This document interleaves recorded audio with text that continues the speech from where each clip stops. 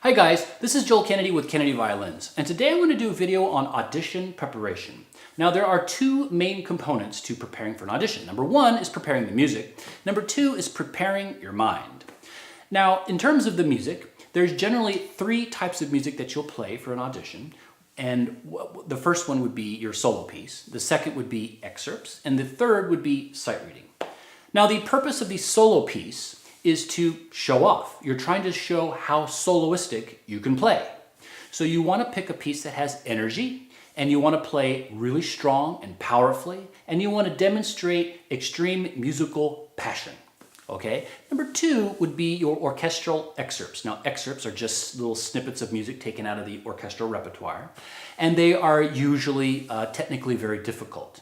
Now your goal with these excerpts is to demonstrate your technical proficiency. One time when I was in college, there was a professor who was a very high-level player. He was around for a long time. In fact, he was one of the first people that Leonard Bernstein hired. He was either assistant principal or principal of a major symphony orchestra of the United States. And so he'd been on the audition committee for a long time for this major symphony orchestra. And one time we were having a master class, and a student asked him, is there one characteristic in particular that you are looking for out of a person who is auditioning for your orchestra? And he thought for a moment and he said, perfection. We were a little bit disheartened to hear him say that, but that really is the truth. Especially with excerpts in your audition, your goal is perfection. So you want to have perfect intonation, perfect rhythm. You want to have exceedingly obvious phrasing. You want to have incredibly massive dynamic contrast, right? So you want your fortes to be very forte compared to your pianos, right? A lot of contrast. And you want to have really clear articulation.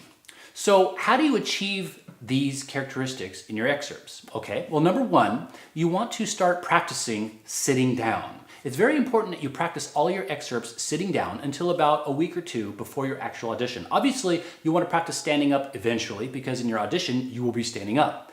But sitting down stabilizes your body. It prevents fatigue, so you'll be able to practice longer and remain focused. Okay, number two would be practice with a metronome. Now, this is very, very, very important. I can't stress this enough. It's always really obvious when a person has not practiced with a metronome. Why do you want to practice with a metronome? Because a metronome is perfection. It's just little birdie sitting on your shoulder, constantly talking to you, reminding you what perfection is. It will prevent you from rushing, prevent you from dragging. It'll make sure that your strokes are even. It will make your articulation even more clear. So you want to use that metronome all the way up until a week before your audition. Even the week before your audition, you want to intermix it in with your practicing because it's going to help you be perfect. And you want to make sure you start practicing your excerpts at half speed, right? After you've learned all the rhythms and the pitches and everything else and your fingers and everything is consistent, play them at half speed anyway, and then slowly build the speed and eventually be able to play the fast excerpts at 110% of your actual tempo. That way when you play it at 100%, the actual real tempo when you're performing, you'll have that 10% buffer for any kind of nervousness or anything like that. So number three is you want to record yourself. Now, when we play our instruments, we always have a recording going on in our mind, and that recording is always much better than reality, unfortunately. Sometimes it's much better, sometimes it's a little better, but we never really quite sound the way that we think that we do. So when you have gotten to a certain point with your excerpts where you believe you've got the bull by the horns, you're playing 9 out of 10, 10 out of 10, you're nearing that perfection, record yourself. Chances are, when you hear that recording, you're gonna go, ah, my goodness, I didn't hear that before. That articulation was sloppy. My sound is terrible. That note was out of tune. I'm rushing, I'm dragging, I'm whatever. That recording is brutally honest. So it's very important to record yourself. Okay, so the last part is sight reading.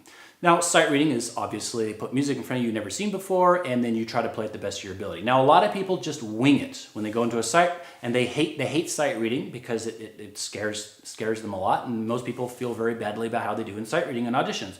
I have a video that I've created that I believe there's a link up above my head, perhaps one in the description as well. Practicing sight reading is practicing a process. I have a 3-step method that works very well, and I promise you, if you learn this 3-step process, you practice your sight reading a certain way, you will be a much better sight reader. Okay, so that's preparing your music. Number 2 is preparing your mind. Preparing your mind is very, very important.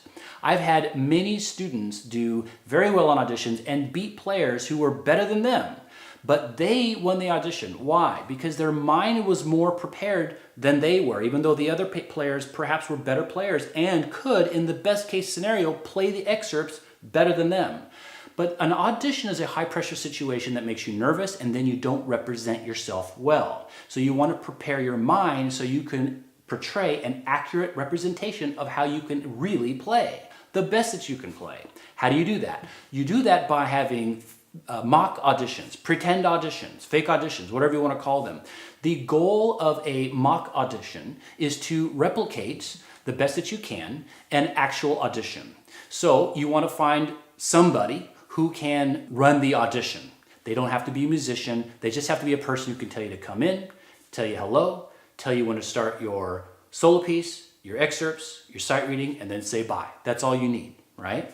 So you want to even, go to a room, come through the door with your music, put it on the music stand, play through everything as you would in the audition without stopping, and then leave. And you want to do that for as many times as you possibly can in the 2 weeks before your audition. Now, let's say you can't find a person to help you run the audition. That's okay, just use your mind, pretend. But still, duplicate the audition. Try to have the audition in different rooms. Have the audition in different rooms of your house. Move the music stand in different places.